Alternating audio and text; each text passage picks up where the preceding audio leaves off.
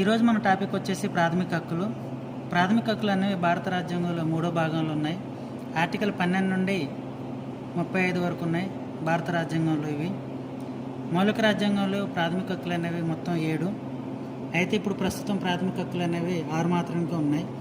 అయితే ఒక హక్కును మాత్రానికి ప్రాథమిక హక్కుల నుండి ఎలిమినేట్ చేశారు. అదేంటిదంటే ఆస్తి హక్కు.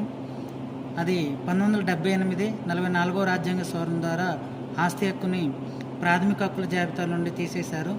దాన్ని 12వ భాగంలోని ఆర్టికల్ 300A చేర్చారు. ప్రస్తుతం ఆస్తి హక్కు అనేది చట్టబద్ధ హక్కు మాత్రమే, రాజ్యాంగబద్ధ హక్కు కాదు. అయితే ఇప్పుడు మొత్తం 6 హక్కులు మాత్రమే ఉన్నాయి ప్రాథమిక హక్కుల్లో. అవేమిటో ఇప్పుడు మనం చూద్దాం. సమానత్వ హక్కు ఆర్టికల్ 14 నుండి 18 వరకు, స్వాతంత్రపు హక్కు ఆర్టికల్ 19 నుండి 22 వరకు, పీడన నిరోధక హక్కు ఆర్టికల్ 23, 24, మత స్వాతంత్రపు హక్కు ఆర్టికల్ 25, 28.